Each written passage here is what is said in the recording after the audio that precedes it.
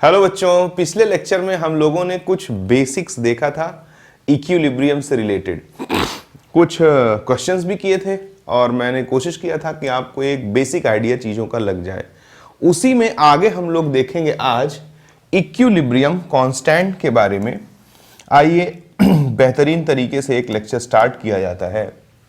बच्चों, अगर मान लिया जाए कि A का A मोल B के B मोल से रिएक्ट करके C का C मोल और D का D मोल प्रोड्यूस करता है किसी रिवर्सिबल केमिकल रिएक्शन में, ठीक है।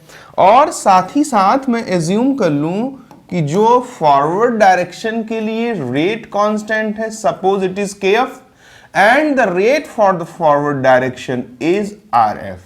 बैकवर्ड डायरेक्शन के जो रेट कांस्टेंट है, suppose it is KB and rate of reaction in backward direction suppose it is RB. तो पिछले लेक्चर में हम लोगों ने लॉ ऑफ मास एक्शन के बारे में पढ़ा था। तो अगर मैं according to law of mass action बात करूं या अगर मैं अकॉर्डिंग टू रेट लॉ, दोनों एक ही चीजें हैं, या अकॉर्डिंग टू रेट लॉ बात करूं तो रेट लॉ कहता है कि rate of any chemical reaction directly proportional to multiplication of concentration of reactant and raise to the power their respective stoichiometric coefficient. ठीक इसी तरह से हम आरबी को क्या लिख देंगे, rate of backward direction is directly proportional to concentration of multiplication of concentration of reactants and raise to the power their respective stoichiometric coefficient. प्यारे बच्चों, एक बात बताओ, जैसे फॉरवर्ड डायरेक्शन के लिए रिएक्टेंट क्या था, A और B था, वैसे ही बैकवर्ड डायरेक्शन के लिए रिएक्टेंट क्या हो जाएगा, C और D। इसलिए यहां पर हम इसको रिएक्टेंट बोल रहे हैं बैकवर्ड के लिए, और फॉरवर्ड के लिए हम इसको रिएक्टेंट बोल रहे हैं, ठीक है। अब बच्चों, आप 6th 7th 8th क्लास के बाद से ही पढ़ते आते हो कि प्रोपोर्शनैलिटी के साइन को अगर आपको हटाना है तो पक्का सिंपली क्या ले लेना पड़ेगा, इक्विलिब्रियम कांस्टेंट ले लेना पड़ेगा। तो आइए हम लोग क्या ले देते हैं, इक्विलिब्रियम कांस्टेंट ले देते हैं। सरकार, यहां से इसको मैं क्या लिख सकता हूं, RF is equals to KF A की पावर A एंड B की पावर B। और यहां क्या लिख सकता हूं, RB is equals to KB C की पावर C एंड D की पावर D। इसको इक्वेशन नंबर 1 मान दो, इसको इक्वेशन नंबर 2 मान दो। तो पिछले लेक्चर में हमने पढ़ रखा है कि दुनिया की किसी भी रिवर्सिबल रिएक्शन में जब भी कभी रेट ऑफ फॉरवर्ड रिएक्शन बराबर हो जाए किसके, रेट ऑफ बैकवर्ड रिएक्शन के, तो हम बोलते हैं कि वहां पे इक्विलिब्रियम स्टैब्लिश हो गया है। तो अगर मैं कहूं एट इक्विलिब्रियम, तो ये बात अंडरस्टूड है कि RF को बराबर होना पड़ेगा RB के। और जैसे ही बच्चों क्या हो जाएगा, जैसे ही RF बराबर हो जाएगा RB के, तो देखिएगा KF और A की पावर A और B की पावर B ये बराबर हो जाएगा किसके, KB C की पावर C और D की पावर D के, ठीक है। अब अगर बच्चों आगे चलें हम लोग और लिख दें KF upon KB is equals to C की पावर C, D की पावर D, A की पावर A एंड B की पावर B, ठीक है। तो इस KF अपॉन KB को केमिकल इक्विलिब्रियम में KC कहा जाता है। KC means equilibrium constant in terms of concentration. और ये किसके बराबर हो जाता है, ये बराबर हो जाता है C के पावर C, D के पावर D, A की पावर A और B की पावर B के बराबर हो जाता है। इसका मतलब कि equilibrium constant is nothing, it is the ratio of multiplication of concentration of product raised to the power their respective stoichiometric coefficient with the multiplication of concentration of reactant and raised to the power their respective stoichiometric coefficient। सामान्य भाषा में बोला जाए तो equilibrium constant कुछ भी नहीं, एकदम नॉर्मल सी चीज है। Equilibrium constant in terms of concentration ये क्या है, ये प्रोडक्ट के कंसंट्रेशन और रिएक्टेंट के कंसंट्रेशन, क्योंकि यहाँ पे कंसंट्रेशन 2 है तो इसलिए मल्टीप्लिकेशन लिया है। अगर मान लीजिए थोड़ा समझाता हूँ, मान लीजिए कि एक रिएक्शन ऐसी होती जिसमें R देता P, तो यहाँ पे क्या हो जाता है इक्विलिब्रियम कांस्टेंट, सिंपली क्या हो जाता है concentration of product upon concentration of reactant. तो यहाँ डेफिनेशन थोड़ा बोलने के लिए आसान हो जाती, क्या कह देता कि equilibrium constant is nothing, it is the ratio of concentration of product with respect to concentration of reactant.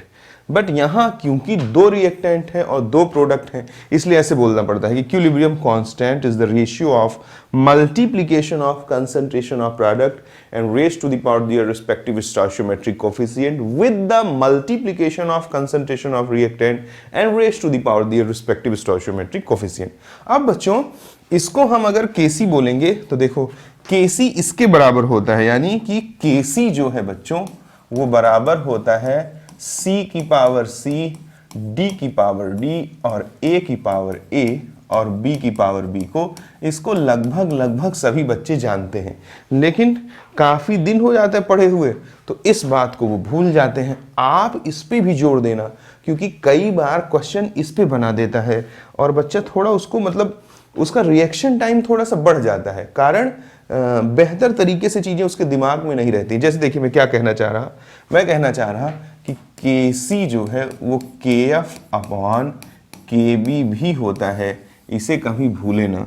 साथ साथ ये भी जानते रहें कि everything is explained at equilibrium, so we can say that these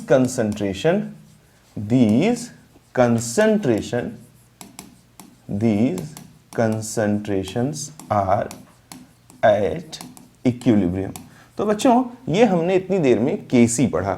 Kc है क्या equilibrium constant in terms of concentration. इसी तरह से हम एक और इक्विलिब्रियम कांस्टेंट पढ़ते हैं जिसे हम लोग कहते हैं equilibrium constant in terms of partial pressure. तो देखिए वो क्या है, equilibrium constant in terms of partial pressure. तो देखिए अगर A का A मोल B के B मोल से रिएक्ट करके C का C मोल और D का D मोल बनाते हैं। मान लीजिए कि एक रिवर्सिबल रिएक्शन है जिसमें A का A मोल B के B मोल से रिएक्ट करके C का C मोल और D का D मोल बनाता है। चलो ठीक है, अब अगर मैं इसमें Kp कहूं यानी equilibrium constant in terms of partial pressure, और मान लीजिए कि इन सबकी जो फिजिकल स्टेट है it is a gaseous state. अगर इनका फिजिकल स्टेट गैसियस स्टेट है बच्चों तो Kp क्या हो जाता है, पार्शियल प्रेशर ऑफ C की power C, partial pressure of D की power D, partial pressure of A की power A, partial pressure of B की पावर B। इसको क्या बोलते हैं, यानी प्रोडक्ट का पार्शियल प्रेशर और raise to the power their respective stoichiometric coefficient. साथ ही साथ रिएक्टेंट का partial pressure raise to the power their respective stoichiometric coefficient. इन दोनों का जब हम रेशियो ले देते हैं तो जो भी कुछ हमें मिलता है वो कहलाता है equilibrium constant at in terms of partial pressure. अब ये चीज हमेशा ध्यान रखेंगे, here taken partial pressures are at equilibrium. थोड़ा और अच्छे से समझा देता हूं, एक शब्द में बार बार यूज कर रहा हूं, partial pressure. It is not pressure, it is partial pressure. तो पार्शियल प्रेशर क्या होता है, देखो जैसे मान लीजिए कि किसी एक कंटेनर में हम लोग क्या करें, कई सारी गैसेस भर देते हैं। मान लो नाइट्रोजन का हम लोग भर देते हैं 28 ग्राम, मान लीजिए कि हाइड्रोजन का भर देते हैं हम लोग 2 ग्राम, एक कंटेनर है, और इसी में ऑक्सीजन का हम लोग भर देते हैं सपोज कर लीजिए 32 gram. These are 3 gases which is enclosed in a cylinder suppose. अब मान लीजिए कि ये तीनों गैसें मिल करके सपोज करिए x atm का प्रेशर लगा रही हैं। अगर ये x atm का टोटल प्रेशर लगा रही हैं, समझिए ये तीनों गैस के मॉलिक्यूल क्या करेंगे, दीवालों से टकराएंगे, दीवालों से, और नॉन रिएक्टिव है ऐसा माना गया है इनको, वैसे नॉन रिएक्टिव है भी ऑलमोस्ट। दीवालों से टकराएंगे इनके मॉलिक्यूल, तो क्या करेंगे, जिस कंटेनर में बंद रहेंगे उस पर प्रेशर एक्सर्ट करेंगे। बहुत ही सामान्य सी बात है। अब अगर मैं मान लूं कि कितना प्रेशर लगाया x atm, तो ये टोटल प्रेशर है, ध्यान से सुनिएगा, इट इज P टोटल। किसी एक कंपोनेंट के द्वारा जो प्रेशर लगाया जा रहा है उसी को बोलते हैं partial pressure. Means if two or more than two gases are enclosed in a cylinder, then pressure exerted by any particular gas is known as partial pressure, जो कि डाल्टन्स लॉ से हम लोग निकालते हैं। आप अगर जानते हो तो डाल्टन्स लॉ क्या कहता है? डाल्टन्स लॉ कहता है कि partial pressure of any component, suppose we are considering for nitrogen, is equals to mole fraction of that component into total pressure. ठीक इसी तरह से अगर हम निकालना चाहते हैं पार्शियल प्रेशर ऑफ हाइड्रोजन, तो ये किसके बराबर होता है? मोल fraction of hydrogen multiplied by total pressure. ठीक इसी तरह से अगर हम निकालना चाहते हैं पार्शियल प्रेशर ऑफ ऑक्सीजन, तो ये किसके बराबर होता है? मोल fraction of oxygen multiplied by total pressure.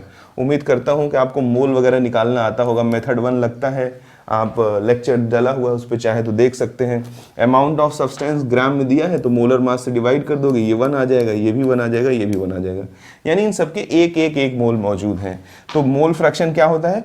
Mole divide by total mole. जैसे नाइट्रोजन का मोल फ्रैक्शन चाहिए तो नाइट्रोजन का मोल डिवाइड बाई टोटल मोल कितना है? 3। इसका मोल फ्रैक्शन चाहिए हाइड्रोजन का मोल डिवाइडेड बाई टोटल मोल 3। इसका मोल फ्रैक्शन चाहिए ऑक्सीजन का मोल divide by total mole 3।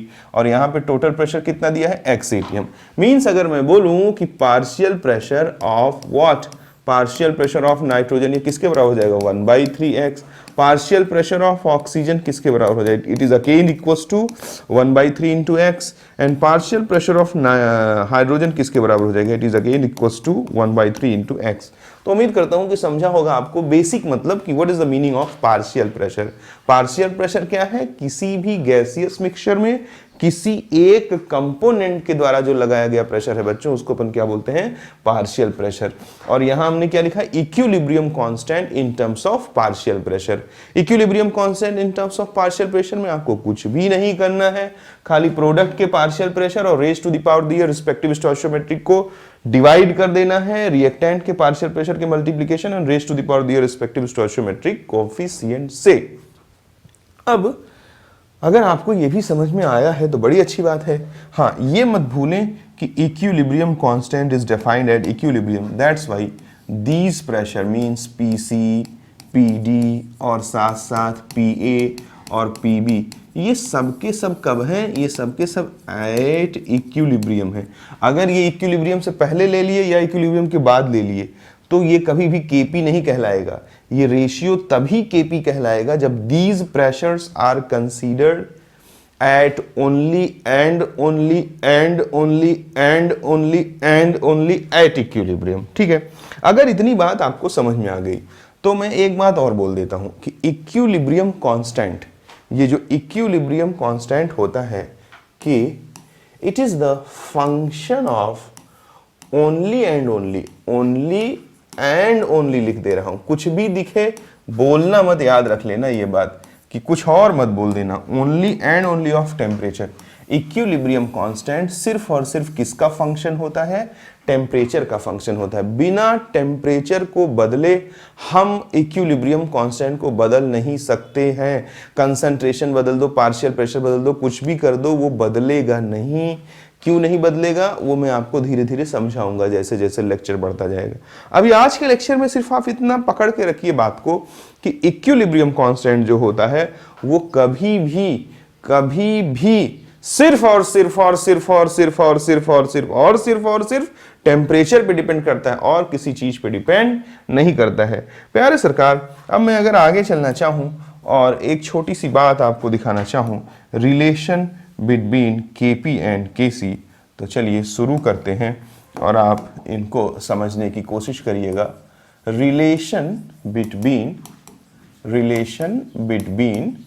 Kp and Kc, ये जो हमने इक्विलिब्रियम कांस्टेंट पढ़ा इन टर्म्स ऑफ पार्शियल प्रेशर और जो इक्विलिब्रियम कांस्टेंट पढ़ा इन टर्म्स ऑफ कंसंट्रेशन, दोनों के बीच में हम रिलेशन एस्टैब्लिश करना चाहते हैं। सपोज करिए, अगेन मैं वही बात मानता हूं कि हमारे पास एक रिवर्सिबल रिएक्शन है जिसमें A का A मोल B के B मोल से रिएक्ट करके C का C मोल और D का D मोल प्रोड्यूस करता है। ठीक है, गैस है मान लीजिए सबके सब, कोई दिक्कत वाली बात नहीं। अब बच्चों जरा देखो, हम पढ़ते हैं ideal gas equation.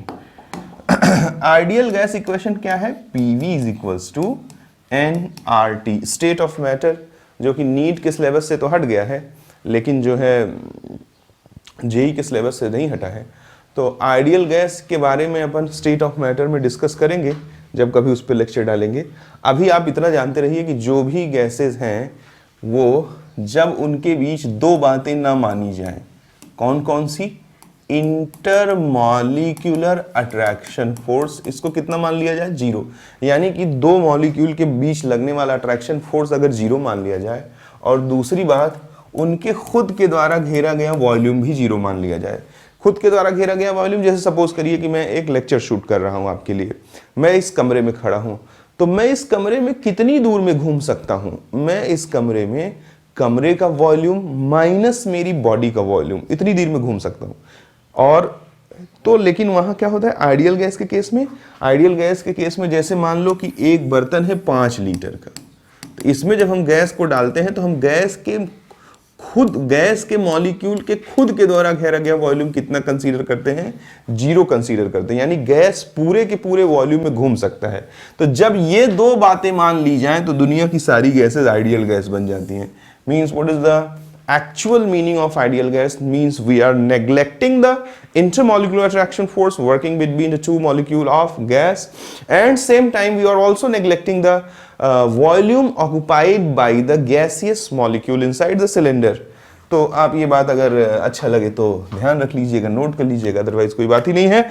PV is equals to nRT। दुनिया की सभी आइडियल गैसेस किसको फॉलो करती हैं? इस इक्वेशन को फॉलो करती हैं। अब बच्चों जरा देखना, यहां से अगर मैं लिखूं P is equals to N/V/RT। N/V क्या होता है? It is a concentration. Mole पर लीटर को ही अपन क्या बोल देते हैं? कंसंट्रेशन। और हम जानते हैं कि गैसियस और आयनिक रिएक्शन में मोलर कंसंट्रेशन ही एक्टिव मास होता है। हमने पीछे ये बात भी प्रूफ कर रखी है, काफी इंपॉर्टेंट है, जल्दी किताबों वगैरह में नहीं मिलता है। एक्टिव मास किसके बराबर होता है? Activity coefficient into molar concentration. 11वीं 12वीं नीट और जेई में जो भी क्वेश्चन होते हैं उनमें सब में ऑलमोस्ट गैसियस और आयनिक रिएक्शन होता है। ये एक्सपेरिमेंटल वैल्यू है और उनके लिए एक्टिविटी कोफिशिएंट की वैल्यू कितनी कंसीडर की जाती है? 1 कंसीडर की जाती है। और फाइनली एक्टिव मास किसके बराबर हो जाता है बच्चों? मोलर कंसंट्रेशन के बराबर हो जाता है। मींस यहाँ जो कंसंट्रेशन है इसको हम एक्टिव मास कह सकते हैं। तो यहाँ से हम लिख सकते हैं कि P is equals to C/RT। तो यहाँ से हम लिख सकते हैं C is equals to P/R into T. बच्चों R के बारे में बड़ी इंपॉर्टेंट बात है, यूनिवर्सल गैस कांस्टेंट है। इसकी यूनिट ना आने की वजह से फिजिक्स और केमिस्ट्री मिला करके कम से कम बच्चा 2 से 3 क्वेश्चन तो गलत करता है। इसकी यूनिट है क्या? सबसे पहले आप इसको जानते रहिए, 8.314 जूल पर मोल पर केल्विन। इसे अपन 25/3 भी रिप्लेस कर सकते हैं, कैलकुलेशन आसान हो जाएगा। 0.0821 लीटर एटीएम पर मोल पर केल्विन। और इसको अपन 1/12 से भी रिप्लेस कर सकते हैं, कैलकुलेशन इजी हो जाएगा। And the third unit is 2 calorie पर मोल पर केल्विन। यूनिट तो बहुत सारी होती हैं, बदलता जाऊं, लेकिन ये 3 है जो मैक्सिमम तुम्हारे काम में आएंगी। इसको कुछ बदलने की जरूरत नहीं क्योंकि सिंप्लीफाइड फॉर्म में है। तो आर की ये 3 वैल्यू यूनिट के साथ अगर आपको ध्यान रहेगा तो फिजिक्स और केमिस्ट्री के कम से कम 2-3 क्वेश्चन तो गलत करने से बच जाओगे मेन एग्जाम में। यहां अगर बच्चों हमने देखा कंसंट्रेशन किसके बराबर आ गया? P और अपॉन R इंटू टी को। तो जरा देखें, कंसंट्रेशन को हम एक्टिव मास भी बोल सकते हैं। तो एक्टिव मास ऑफ C अगर मैं लिखना चाहूं तो क्या हो जाएगा? Partial pressure of C upon R into T. अगर मैं एक्टिव मास ऑफ D लिखना चाहूं तो क्या हो जाएगा? Partial pressure of D upon R into T. क्योंकि रिवर्सिबल रिएक्शन तो कांस्टेंट टेम्परेचर पे होती है, इसलिए वो सब नहीं अपन वेरी कर सकते हैं और एक बार एक ही टेम्परेचर पे होती है। अगर मैं एक्टिव मास ऑफ B लिखना चाहूं तो क्या हो जाएगा? एक्टिव मास ऑफ B अगर मैं लिखना चाहूं तो सफिक्स ना भी लिखे तो चलता है।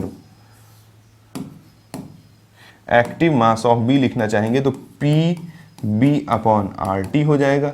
सेम टाइम अगर हम लोग एक्टिव मास ऑफ ए लिखना चाहेंगे तो P A upon R T हो जाएगा। उम्मीद करता हूँ कि इतनी बात सरकार को समझ में आई होगी। अगर समझ में आई है तो बहुत अच्छी बात है, नहीं समझ में आई है तो मैं और बेहतर कोशिश करता। देखिए यहाँ हमने क्या लिख दिया, आइडियल गैस की मदद से सबके पार्शियल प्रेशर के बारे में लिख दिया।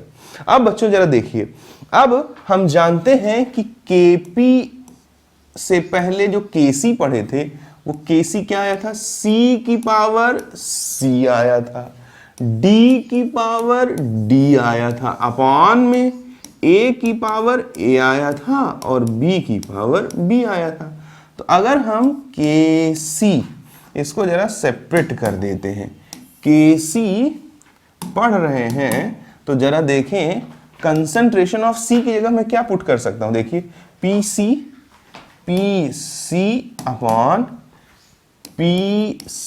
अपॉन RT की पावर C पुट कर सकता। कंसंट्रेशन ऑफ D की जगह PD अपॉन RT की पावर D पुट कर सकता। कंसंट्रेशन ऑफ A की जगह PA अपॉन RT की पावर A पुट कर सकता। और बच्चों कंसंट्रेशन ऑफ B की जगह पे आप पुट कर सकता PB अपॉन RT की पावर B पुट कर सकता हूं। ठीक है, अगर मैंने इतनी चीजें पुट कर दी तो जरा देखिए Kc कितना आ गया, Kc आ गया देखो PC की पावर C, PD की पावर D अपॉन PA की पावर A, PB की पावर B। अब ये RT और ये RT जब भी कभी बेस सेम होते हैं तो पावर जुड़ जाते हैं। तो RT की पावर क्या हो जाएगा, C प्लस D, और ये नीचे चला आएगा जैसे कहीं लिखा है 1/2 अपॉन 1/3। तो ये क्या हो जाता है 1/2 इंटू 3/1, तो फाइनली क्या बन जाता है 3/2 बन जाता है। तो ऐसे ये क्या लिखा, देखो ये 1 अपॉन RT है तो ये वाला हिस्सा कहाँ आ जाएगा, RT की पावर C प्लस D हो जाएगा, और ये RT ऊपर चला जाएगा तो ये क्या हो जाएगा RT की पावर A प्लस B हो जाएगा। तो देखिए अगर ध्यान पूर्वक देखा जाए बच्चों तो ये जो लिखा हुआ है what is this, this is the equilibrium constant in terms of partial pressure. तो मैं क्या बोल सकता कि मैं बोल सकता हूं बहुत ही आसानी से, इसी पेज पे कर देता। देखिए क्या बोल सकता मैं बोल सकता हूं कि Kc जो है वो किसके बराबर हो गया, Kp, और ये क्या हो जाएगा जरा देखो RT की पावर A प्लस B, और सेम बेस है उसको ऊपर ले जाऊंगा तो क्या हो जाएगा माइनस C प्लस D हो जाएगा। उम्मीद करता हूँ कि ये नॉर्मल मैथमेटिक्स से इतना सबको समझता होगा। RT की पावर A प्लस B है और RT की पावर C प्लस D है, बेस सेम है, पावर ले जाऊँ ऊपर ले जाऊंगा तो सबके सामने माइनस आ जाएगा और माइनस फिर जुड़ जाएगा तो RT की पावर क्या हो जाएगा A plus B minus C plus D, ये हो गया। अब यहाँ से मैं क्या लिख सकता हूँ Kc is equals to Kp। ठीक है रुको, इसको अपन ऐसे भी लिख सकते हैं Kp is equals to Kc और अपॉन में क्या आ जाएगा RT की पावर A प्लस B और माइनस C प्लस D हो जाएगा। इसको ऊपर ले जाओ, ऊपर ले जाओगे तो Kp is equals to Kc, जो माइनस में था वो प्लस में हो जाएगा और जो प्लस में हो माइनस में हो जाएगा, यानी Kc RT की पावर C प्लस D और माइनस A प्लस B हो जाएगा। यानी इसको अपन Kp is equals to Kc RT की पावर, इस इतने हिस्से को बच्चों डेल एन जी भी बोला जाता है। What is the meaning of del N G, moles of gaseous product minus moles of gaseous reactant. देखिए C प्लस D क्या है, प्रोडक्ट के मोल हैं, देख लीजिए किसके मोल हैं, प्रोडक्ट के, और A प्लस B क्या है, A और B रिएक्टेंट के मोल हैं। तो इसको हम क्या बोल देते हैं del N G. Del N G represent the moles, del N G represents moles of gaseous product minus moles of gaseous reactant. बहुत सिंपल सी बात है, यानी अपन इसको बोल सकते हैं Kp is equals to Kc RT की पावर डेल एन जी। ये बहुत ही इंपॉर्टेंट रिलेशन है आपके लिए और आप इसको जरूर ध्यान रखेंगे। तो हमने क्या क्या निकाल दिया, हमने निकाला Kc क्या आया था C की पावर C, D की पावर D, A की पावर A, B की पावर B। ये हमारे लिए पहला इंपॉर्टेंट बात हो गया। और साथ साथ KC क्या था जो मैंने बोला था कि भूलना मत, KF अपॉन KB था। और हमने क्या पढ़ा, equilibrium constant in terms of partial pressure, PC की पावर C, PD की पावर D, PA की पावर A, PB की पावर B। उम्मीद करता हूं कि ये भी आपको समझ में आ गया होगा। 3 और मैंने पढ़ा relation between KP and KC, तो KP is equals to KC R T की पावर डेल एन जी। ये हमने चौथी बात पढ़ी। यहां पर केपी है equilibrium constant in terms of partial pressure, KC है equilibrium constant in terms of concentration, R है यूनिवर्सल गैस कांस्टेंट, टी है temperature and the del N G is the moles of gaseous. देखिए मैं बार बार pressurize करके बोल रहा हूं, moles of gaseous, moles of gaseous. अब उसमें मैं गैसियस बोल रहा हूं तो तुम लिक्विड और सॉलिड के मोल मत ठोक देना। Moles of gaseous product minus moles of gaseous reactant. तो ये 4 चीजें हमने पढ़ ली। यहां पर क्या ध्यान रखना है कि कंसंट्रेशंस आर एट इक्विलिब्रियम, यहां पे क्या रखना है, प्रेशर्स आर एट इक्विलिब्रियम। और हमको 5वीं बात क्या ध्यान रखनी है कि equilibrium constant is the function of only temperature. ये किसका फंक्शन है, ये सिर्फ और सिर्फ टेम्परेचर का फंक्शन है। तो ये कुछ बेसिक्स हमने इन पे काम किया, ठीक है। अब अगर इतनी बात आप समझ गए हैं तो थोड़ा और कुछ बातें मैं बोल देता हूं और उन पे फिर मैं आगे चलता हूं। देखो इतनी बातें हो गई, इन पे कुछ क्वेश्चंस ले लेते हैं। हमारे पास अभी अगर देखा जाए तो कम से कम 20 मिनट तो है ही। चलो तो कुछ क्वेश्चन ले दिया जाता है बच्चों। देखिए अगर इतनी बातें आपको समझती हैं तो बड़ी अच्छी बात है, इन्हीं पे बेस्ड कुछ क्वेश्चन ले देता। चलो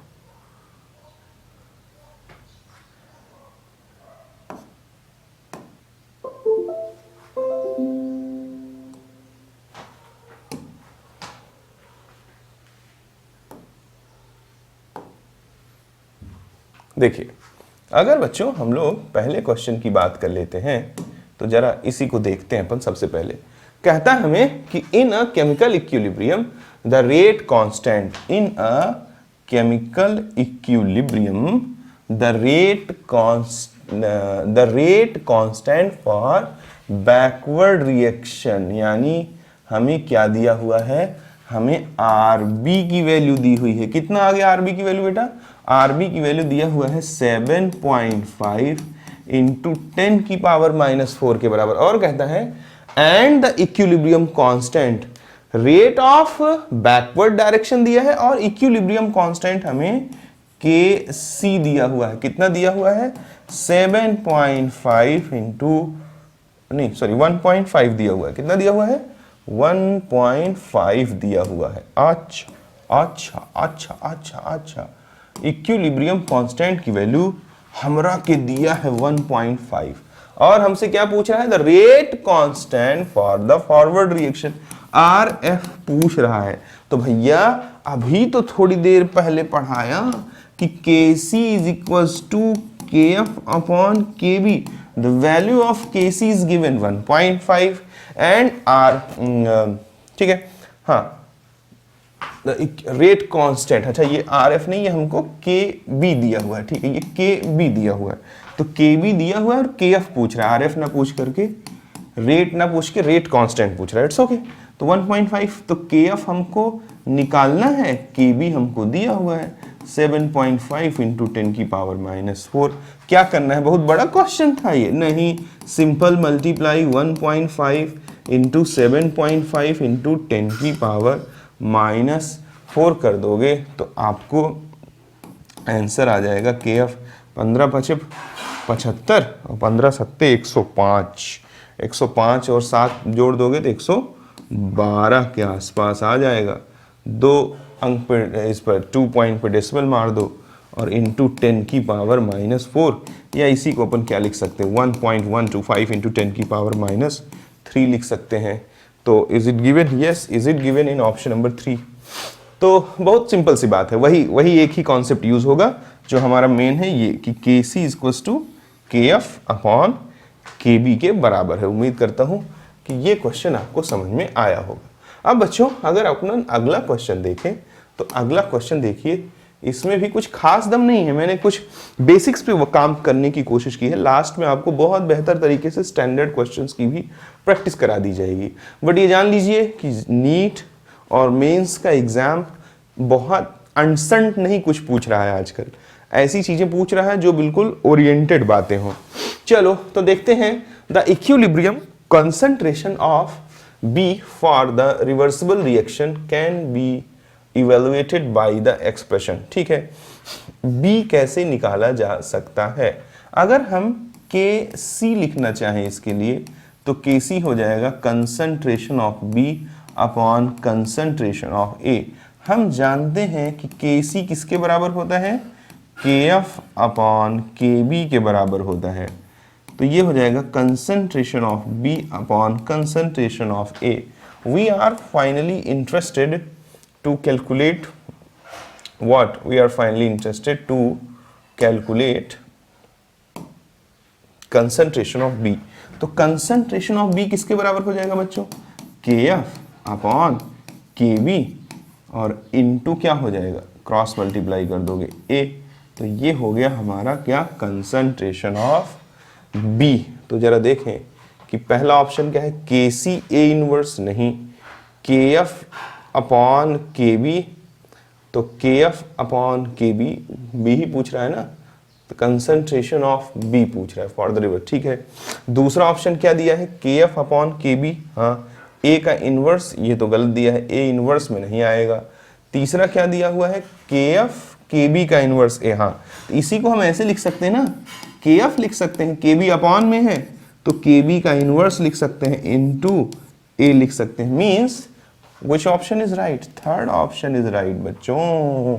दो क्वेश्चन हो गए छोटे छोटे, अब तीसरा कर दूंगा। तीसरा क्वेश्चन देखिए, कहता है in this reaction Ag plus react with 2 mole of ammonia and produces AgNH3 का होल ट्वाइस। बड़ा इंपॉर्टेंट रिएक्शन है, टॉलेंस रिएजेंट वगैरह के बारे में पढ़ोगे 12वीं में। एट 298 kelvin molar concentration of Ag is this. हाँ अरे भाई ये तो इतना बदतमीज क्वेश्चन है कि मैं बताऊं, टॉपर बच्चा इसको गलत करता है। कैसे गलत करता है दिखाता हूं।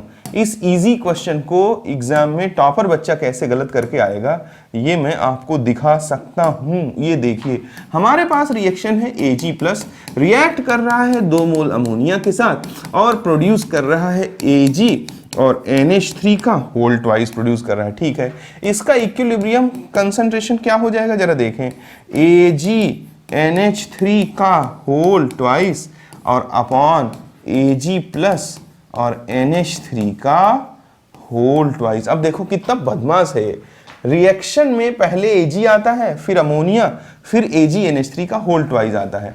बट इस बवासीर ने क्या कर दिया देखो, पहले Ag का कंसंट्रेशन दे दिया 10 की पावर -1। उसके बाद इसने बदमाश ने क्या कर दिया दिखाऊं, इसने बदमाश ने उसके बाद AgNH3 होल ट्वाइस का कंसंट्रेशन रख दिया। अब बच्चा क्या गलती करता है बताऊं, बच्चा ये गलती करता है, वो AgNH3 के होल ट्वाइस 10 की पावर -1 को इसका कंसंट्रेशन मान देता है और खेल बदल देता है। तो तुमको बहुत सावधान रखना है, रिएक्शन इस ऑर्डर में है लेकिन कंसंट्रेशन पहले इसका दिया है, फिर उसके बाद इसका दिया है, और फिर उसके बाद जो कंसंट्रेशन दिया हुआ है बच्चों वो किसका दिया हुआ है, अमोनिया का दिया हुआ है, और वो कितना है 10 की पावर 3 है। तो अब जब आप पुट करोगे तो अब गलती नहीं होगी। नहीं तो बच्चा क्या करता है, इसको 10 की पावर -1 मान लेता और इसको 10 की पावर -1 मान लेता और इसको 10 की पावर 3, और देखो उसका इक्विलिब्रियम कांस्टेंट क्या आ जाता तब, 10 की पावर 3 अपॉन 10 की पावर -1 इंटू 10 की पावर -2, और ऊपर ले जाता तो 10 की पावर 6 देखो जरूर दिया होगा कहीं ना कहीं। ये देखो तुम्हें एड़ा बनाने के लिए दिया हुआ है और वो गलत है। और जब तुम सावधानी से, ये तो मैं बता रहा हूं, तेज बच्चा इस क्वेश्चन को गलत करेगा, जो काफी तेज तर्रार बच्चा होगा, स्मार्ट बच्चा, जिसको लगता होगा अरे यार ये कैसा क्वेश्चन पूछ लिया, इसको तो मैं भड़ाक से सॉल्व कर दूं। यानी कि हमने एक बात तो सीखा बच्चों कि कंसंट्रेशन का क्या ऑर्डर है और रिएक्शन का क्या ऑर्डर है। इसको हम माइन्यूट ऑब्जर्वेशन के साथ अगर नहीं किए तो फट से गलती हो जाएगी। यहां है ये 10 की पावर -1, यहां है ये 10 की पावर -1 और ये है 10 की पावर 3। 10 की पावर 3 का स्क्वायर क्या हो जाएगा 10 की पावर 6। तो ये 10 की पावर 6 और -1 10 की पावर -5 ऊपर गया तो 10 की पावर 4 हो गया। 10 की पावर 4 के आसपास किया हो गया। 10 की पावर 4 क्यों नहीं दिया है? अच्छा रुको देख लेता हूं। ये कहीं ना कहीं टाइपिंग वाले भाई साहब की थोड़ी मिस्टेक हो गई होगी। मैं उस मिस्टेक को करेक्ट कर देता हूं। इस रिएक्शन में Ag प्लस अमोनिया और ये दिया हुआ है, ठीक है। मोलर कंसंट्रेशन इतना इतना दिया हुआ है, ठीक है। Ag प्लस का है 10 की पावर -1, इसका कितना है 10 की पावर -1, इसका कितना है 10 की पावर 3 के बराबर है। अच्छा, in this the value of Kc at 298 Kelvin for this equilibrium will be। Kc में हमने पहले इसके कंसंट्रेशन को, ठीक है, अब ये तो गलत हो नहीं सकता किसी कीमत पे भी, तो आप जान लें कि इसमें कुछ न कुछ कहीं ना कहीं सुधार की ज़रूरत है। अब वो डेटा में क्या मिस्टेक किए हैं ये मैं पकड़ने चलूँगा तो मुझे थोड़ा टाइम लग जाएगा। आप तो जान लीजिए कि एक ऑप्शन कैसा होना चाहिए था, कुछ ऐसा होना चाहिए था 10 की पावर 4 जैसा। On the behalf of this data मुझे लगता है कहीं ना कहीं उनने थोड़ी बहुत गलती कर रखी है। अगर ये 5 तो नहीं आएगा अगर मैं इसको 2 कर, ठीक है। आप तो मेन बात को समझो, आप उसमें इतना ज़्यादा परेशान मत हो। अगर मैं मान लेता हूँ चलो कि ये ऑप्शन आप कट कर दीजिए, ये ऑप्शन कट करके यहाँ मान लीजिए 10 की पावर 4 होता तो ये सही हो जाता। आगे चलते हैं और आगे बात करेंगे। या अगर ये 10 की पावर 3 लिए हैं, -3 होता तो क्या आता, -3 होता तो 10 की पावर -6 हो जाता। -6, हाँ ठीक है, ये -3 है, मैं समझ गया, ये -3 है। अगर ये 10 की पावर -3 होता, ये जरा सी मिस्टेक है, देखो छोटी सी गलती प्रॉब्लम करती है कभी कभी। प्यारे सरकार, अगर ये -3 है तो देखिए यहाँ पे क्या आ जाता, -6 आ जाता। -6 और -1 क्या हो जाता, -7 उधर लेके जाते तो +7 हो जाता, तो ये 10 की पावर 6 हमारा आंसर आ जाता। यानी कि पुराने केस में इसको -1 मानोगे तो 10 की पावर 6 नहीं आएगा। पुराने केस में इसको -1 मानोगे, जो मैं मतलब गलत क्या हुआ था, पूरा खिचड़ी हो गया। जो गलत नहीं करना है, सही से काम करना है। चलो फिर से एक्सप्लेन कर देता हूँ। देखो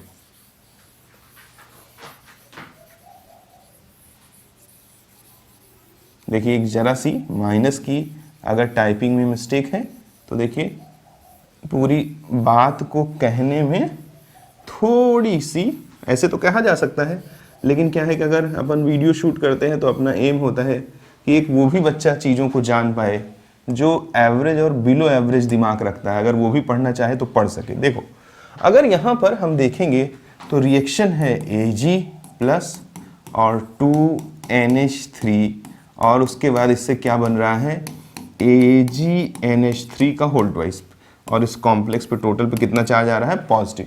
प्यारे बच्चों एक बात गौरपूर्वक आप समझ लीजिएगा, वो बात गौरपूर्वक क्या है, देखिए गौरपूर्वक एक बात आप समझ लीजिए कि रिएक्शन में पहले सिल्वर आता है, फिर अमोनिया आता है, उसके बाद आता है AgNH3 का होल ट्वाइस, ठीक है। लेकिन कंसंट्रेशन में इस बदमाश ने पहले किसका कंसंट्रेशन दिया है, 10 की पावर -1 दिया है। क्या दिया है, 10 की पावर -1 दिया है। फिर उसने इसका कंसंट्रेशन दिया, रिएक्शन में आता है, तो तुम क्या करोगे, इस डेटा को उठा के इसके नीचे लिख दोगे। अच्छा बच्चा ये करेगा, उसको ये नहीं करना है, उसको इसके नीचे लिखना है। और फिर जो है अमोनिया का कंसंट्रेशन 10 की पावर कितना दिया हुआ है, अमोनिया का कंसंट्रेशन हमें दिया हुआ है 10 की पावर -3 के बराबर दिया है। तो ये गलती मत करना, ये यहाँ कर दोगे, यहाँ कर दोगे तो आंसर प्लस में आ जाएगा।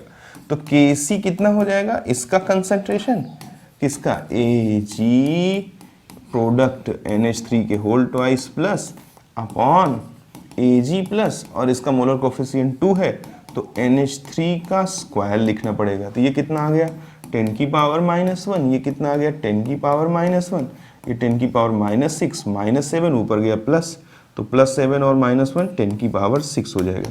That's why this is the right answer. उम्मीद करता हूँ कि आपको ये भी क्वेश्चन समझ में आया होगा। प्यारे बच्चों, आगे चलते हैं और आगे चल के देखते हैं किसके बारे में, इनके बारे में। कौन है भैया ये? 8000 kelvin the value of Kp for the reaction A gas plus 2B gives 3C plus D is this ATM the value of Kc। अच्छा, ये तो बड़ा कठिन है। Kp equals to Kc RT की power del Ng।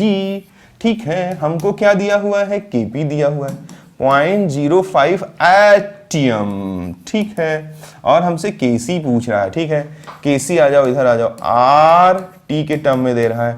Del Ng क्या है? Moles of gaseous product कितने हैं? 3 और 1 4, 3 + 1 minus moles of gaseous reactant कितने हैं? 2 और 1 3। तो अपन देखें तो 0.05 Kc RT की पावर 3 + 1 4 और ये 2 + 1 3 1 हो जाएगा। यानी Kc किसके बराबर हो जाएगा? Kc बराबर हो जाएगा बच्चों 0.05 अपॉन RT के बराबर हो जाएगा। यानी इसको अपन क्या लिख सकते हैं? Kc को लिख सकते हैं, अच्छा R टेम्परेचर भी दिया हुआ है क्या? हाँ, टेम्परेचर दिया हुआ है। इसको अपन लिख सकते हैं 0.05 R इंटू टेम्परेचर कितना दिया हुआ है? 1000। अच्छा भैया मेरे, टेम्परेचर 1000 दिया है तो Kc कितना हो जाएगा? इसको सॉल्व करोगे तो ये कितना, 2 0 और बढ़ जाएगा, 5 दूनी 10 हो जाएगा। तो ये 1 अपॉन R इंटू 2 यानी 20,000, 2 इंटू 10 की पावर 4, ये Kc आ गया। तो Kc को अपन क्या लिख सकते हैं? R inverse. और इसको क्या लिख सकते हैं? 10 की पावर, ये ऊपर जाएगा तो 10 की पावर -4 हो जाएगा, 1/2.5 हो जाएगा। यानी इसको अपन लिख सकते हैं 5 इंटू 10 की power -5 into R inverse. This is the right answer for this question. अब हम चलेंगे आगे। आगे चलें अगर भैया तो देखिए, आगे चलेंगे तो क्या होगा? For the reaction carbon solid CO2 gas, CO gas. अच्छा, the partial pressure of CO, इसका हमको क्या दिया है? Partial pressure. And this is the equilibrium constant निकालो। अच्छा, Kp क्या हो जाएगा? प्रोडक्ट का partial pressure power 2 upon reactant का पार्शियल प्रेशर अपॉन पावर में 1, CO2 का पावर 1। ऐसा करोगे तो मुझसे पिटाई होगी तुम्हारी। सॉलिड का कोई पार्शियल प्रेशर नहीं होता। अब जब सॉलिड का पार्शियल प्रेशर नहीं होता तो आप गड़बड़ी मत करना, इक्वेशन में इसको मत लिखना। देखो, Kp किसके लिए होता है? गैसियस फेज के लिए होता है। यहाँ कार्बन का फेज क्या है? सॉलिड। यानी Kp फाइनली क्या आ गया? PCO का स्क्वायर अपॉन PCO2। PCO कितना है बच्चों? PCO है 2 और PCO2 कितना है? 2 का स्क्वायर और ये है 4 को 4 से डिवाइड करोगे, अरे बाप रे 1 आ जाएगा। तो आंसर क्या हो गया भैया? आंसर हो गया 1। अगला क्वेश्चन देखिए। अगले क्वेश्चन की अगर हम बात करते हैं तो कहते हैं for which reaction Kp equals to Kc। अरे भैया, Kp होता है Kc RT की power del Ng। Del Ng क्या होता है? Moles of gaseous product minus moles of gaseous reactant. जहां Mp बराबर Mr हो जाए वहां डेल Ng 0 हो जाएगा। और जैसे ही हम पावर में 0 चढ़ाएंगे तो Kp equals to Kc RT की पावर 0। तो Kp बराबर Kc, किसी की पावर 0 लगा दो तो वो 0 हो जाता है। एक झापड़ दूंगा वो 0 नहीं हो जाता है, वो 1 हो जाता है। तो Kp बराबर Kc किसका होगा? जिसमें गैसियस प्रोडक्ट और रिएक्टेंट के मोल बराबर हो। तो यहां जरा बाबूजी देखें, रिएक्टेंट के कितने मोल हैं? 2 और प्रोडक्ट के कितने मोल हैं 2 और 1 3। यहाँ गैसियस देखना है, देखो सब गैस है। यहाँ 3 1 4 और यहाँ कितने हैं 2, यानी ये तो आंसर नहीं है, ये भी आंसर नहीं है। यहाँ देखो रिएक्टेंट के कितने मोल हैं 1 और 1 2 और प्रोडक्ट के कितने मोल हैं 2। अबे आगे का ही कुछ जा रहा है, यही आंसर है। यहां जरा देखें रिएक्टेंट के कितने मोल हैं 3 और प्रोडक्ट के कितने मोल हैं 2, ये भी आंसर नहीं हो सकता है। आगे चलेंगे, अब आगे चलेंगे, फट फट फट फट काम करेंगे भैया जी। For the reaction CuSO4.5H2O। अच्छा चलो एक टास्क है, आप सब लोग CuSO4.5H2O का स्ट्रक्चर बना करके कमेंट में, उसको अगर फोटो लेकर के लिखा जा सकता हो तो कमेंट में लिख के बताइए कि CuSO4.5H2O का, चलो कमेंट में बता दीजिए कि इसमें कितने हाइड्रोजन बॉन्ड होते हैं, यही बता दीजिएगा, तो भी मैं मान लूंगा कि आप अच्छे से पढ़ाई कर रहे हैं। ठीक है, तो रिएक्शन है हमारा CuSO, इसका फिजिकल स्टेट देखो सॉलिड है, इसका भी क्या है सॉलिड है, और इसका क्या है गैस है। ठीक है, हमसे कह रहा है इस रिएक्शन के लिए Kp क्या होगा, Kp होगा partial pressure of gaseous product का स्क्वायर अपॉन गैसियस रिएक्टेंट जो कि है ही नहीं। तो आंसर क्या हो गया, आंसर हो गया 1। अब आगे चलिए, आगे चलेंगे तो अगला क्वेश्चन आ गया। अरे ये तो बड़ा अच्छा क्वेश्चन है, log Kb by Kc plus, अच्छा log Kp by Kc plus log RT is equals to 0। तो इसको लिख सकता हूं log Kp by Kc is equals to minus log RT। इसको लिख सकता हूं log Kp by Kc is equals to log, ये log की प्रॉपर्टी होती है, इसको ऊपर चढ़ा सकते हो, RT की पावर -1। यहां से क्या हो गया, log से log कट गया, log से log काट देना। ऐसा झापड़ दूंगा ना बेटा कि जिंदगी में झंझन झंझन चलेगा। log से log कभी काट मत देना, बच्चे ऐसी बातें करते हैं क्लास वगैरह में। तो log से log काट दो सर, काट दो सर log से log। अबे log से log कटता नहीं है, ये प्रॉपर्टी होती है आइडेंटिटी की। अगर log x बराबर log y है तो इट मींस कि x बराबर y होगा। तो यानी अगर ये x है और ये y है तो इनको इक्वेट कर दो। Kp upon Kc is equals to RT की power -1, Kp is equals to Kc RT की पावर -1। इसको स्टैंडर्ड इक्वेशन से कंपेयर कर दिया जाए तो Kp is equals to Kc RT की पावर क्या हो गया, डेल Ng। डेल Ng किसके बराबर आ गया, -1 के। चारों दिए गए ऑप्शन में वही ऑप्शन सही है जिसमें डेल Ng की वैल्यू -1 के बराबर हो।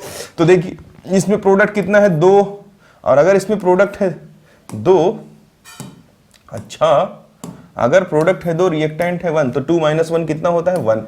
ये तो आंसर नहीं है, इसमें प्रोडक्ट है 2 और रिएक्टेंट है 3। ओहो 2 - 3 - 1, दिस इज द आंसर। आगे चलिए भैया, आगे आगे आगे, रुकना मना है, रुकना मना है। देखिए for which reaction at 298 kelvin the value of Kp upon Kc is maximum and minimum respectively. अच्छा किसके लिए Kp और Kc अधिकतम है और किसके लिए मिनिमम है। तो Kp अपॉन Kc क्या हो जाएगा, RT की पावर डेल Ng। यानी सारा फैसला कौन करेगा, डेल Ng।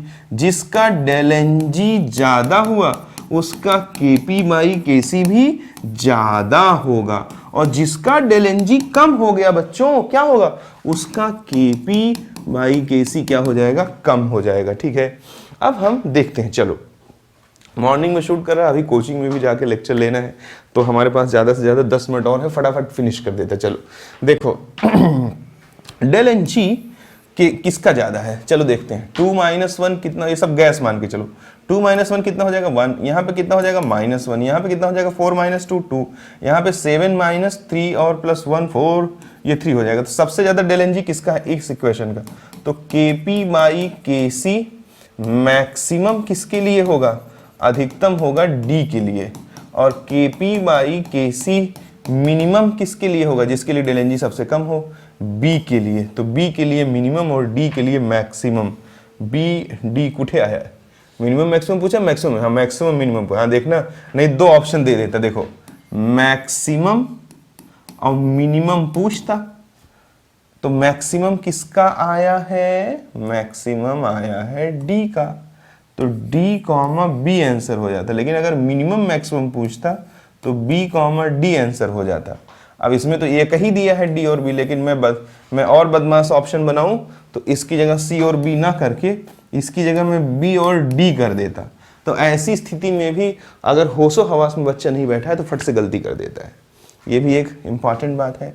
आगे चलते हैं, 9 क्वेश्चन हो गया। ओहो, 9 के बाद 10 पे आ जाइए भैया। In an experiment the equilibrium constant for the reaction Br2 gives 2 Br at 500 and 700 Kelvin इतना एंड इतना रिस्पेक्टिवली द रिएक्शन इज। अच्छा, थोड़ा आगे का क्वेश्चन आ गया, बट अब आ ही गए तो बता ही देता हूं। देखो 500 केल्विन पे इक्विलिब्रियम कांस्टेंट कितना था? 10 की पावर माइनस 10 था, ठीक है। और 700 पे कितना हो गया इक्विलिब्रियम कांस्टेंट? 10 की पावर माइनस 5। अभी नहीं आना था लेकिन आ गया, तो अब सुन लो। अभी सिखाएंगे आंखों से देख के कैसे पहचाने कि कोई रिएक्शन एंडोथर्मिक है या एक्सोथर्मिक। बच्चों, टेम्परेचर बढ़ने से इक्विलिब्रियम कांस्टेंट क्या हो गया? बढ़ गया। इसका मतलब इक्विलिब्रियम कांस्टेंट कब बढ़ता है? जब रेट बढ़ता है, क्योंकि रेट के सीधे प्रोपोर्शनल होता है ना। देखो इक्विलिब्रियम कांस्टेंट और रेट में प्रोपोर्शनैलिटी का सिंबल होता है। तो जब हमने 500 से 700 किया तो ये 10 की पावर माइनस 5, 10 से 10 की पावर माइनस 5 हो गया। यानी टेम्परेचर बढ़ाने से इक्विलिब्रियम कांस्टेंट की वैल्यू बढ़ गई, यानी रेट ऑफ रिएक्शन बढ़ गया। तो किस रिएक्शन का रेट टेम्परेचर बढ़ाने से बढ़ता है? जिसे हीट की जरूरत है या जिसे नहीं है? बट ऑब्वियस है, जिसे हीट की जरूरत है उसी का तो रेट टेम्परेचर बढ़ाने पे बढ़ेगा। तो जिसे हीट की जरूरत होती है उसे एंडोथर्मिक रिएक्शन बोलते हैं। समझ में आया तो मुस्कुरा देना, नहीं समझ में आया तो टेंशन मत लेना। ली-चैटलियर प्रिंसिपल पढ़ाएंगे और इसको ऐसा दबोच देंगे कि आपको मजा आ जाएगा। टेंशन फ्री रहिए, ठीक है। अगर इतनी बातें आपको समझ में आ जाती हैं तो बहुत अच्छी बात है, और उम्मीद करता हूं कि आपको समझ में आया होगा। तो आज के लिए इतना पर्याप्त है। होप आप इस लेक्चर को अच्छे से एंजॉय करेंगे। अभी मैंने बहुत आड़े टेढ़े क्वेश्चन नहीं उठाए हैं, इसका ये मतलब नहीं कि उठाऊंगा नहीं। एक बार यूनिट फिनिश होगी फिर ज़्यादा नहीं, कम से कम 60 से 70 क्वेश्चन पे एक प्रैक्टिस सेशन रखेंगे, जो बिल्कुल बेहतरीन से, बिल्कुल बदमाश टाइप के जो क्वेश्चन होते हैं उन पे। तो चलिए आज के लिए इतना पर्याप्त। Thank you.